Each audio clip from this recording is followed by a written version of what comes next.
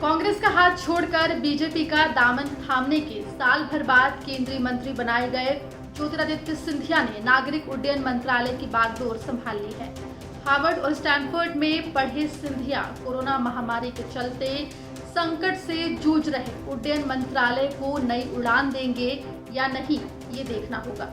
सिंधिया को सौंपा गया मंत्रालय फिलहाल कोरोना महामारी के कारण मुश्किलों में है। हालांकि माना यह भी जा रहा है कि उनके पास इसे संभालने की पुश्तैनी काबिलियत भी है। आपको बता दें कि ज्योतिरादित्य सिंधिया के पिता माधवराव सिंधिया भी 1991 से 1993 तक उड्डयन मंत्री रह चुके हैं। वहीं सिंधिया ने मंत्री पद की शपथ लेते वक्त भी अपने पिता को याद कर उनका आशीर्वाद दिया था। वहीं आपको बता दें कि लॉकडाउन के कारण पहले ही उड़ानें बंद रहने और फिर सीमित संचालन के कारण इस क्षेत्र की अर्थव्यवस्था भी पटरी पर नहीं है। उधर सरकार एयर इंडिया की विनिवेश की प्रक्रिया को भी आगे नहीं बढ़ा पाई है। तो ऐसे में सिंधिया के लिए चुनौतियां बेहद सारी हैं।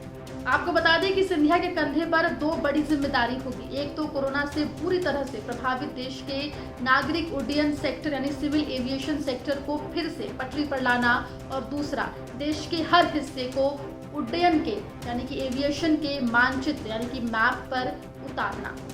कभी देश के आर्थिक सुधार का एक चमकदार उदाहरण समझा जाने वाला नागरिक उड्डयन मंत्रालय फिलहाल कई तरह की चुनौतियों से जूझ रहा है। कोरोना महामारी ने इस सेक्टर से जुड़ी हर कंपनी को कठिनाइयों का सामना करना पड़ रहा है।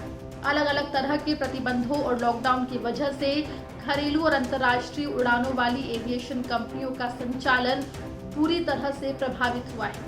ऐसे में सिंधिया के सामने सबसे बड़ी चुनौती यही है कि एविएशन सेक्टर में उड़ानों का संचालन पहले की तरह हो और इतना ही नहीं, लोगों में हवाई उड़ानों के प्रति भरोसा भी बढ़े।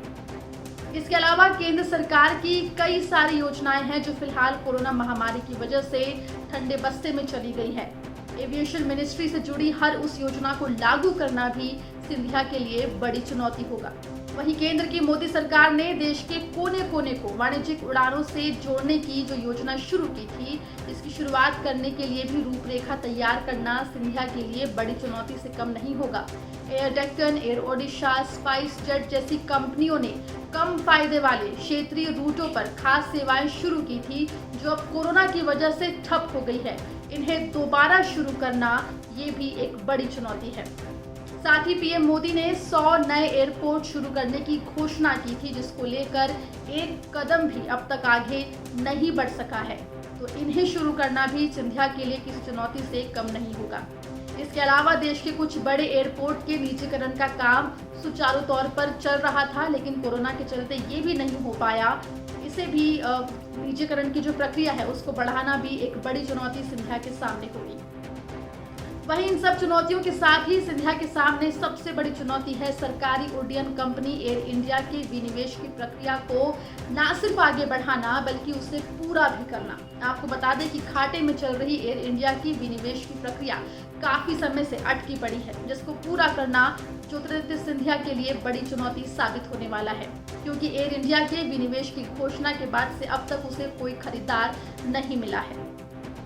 इन तमाम मुश्किलों से घिरे एविएशन सेक्टर की ये जिम्मेदारी भी सिंधिया के लिए काफी चुनौतीपूर्ण होगी। लेकिन यूपीए सरकार में संचार, वाणिज्य, उद्योग एवं ऊर्जा राज्य मंत्री की भूमिका में रह चुके सिंधिया अपने अनुभव से इस मंत्रालय को संकटों से उबार पाते हैं या नहीं, ये देखने वाली बात होगी। मध्य प्रदेश से जुड़ी तमाम खबरों के लिए बने रहिए एमपी तक के साथ।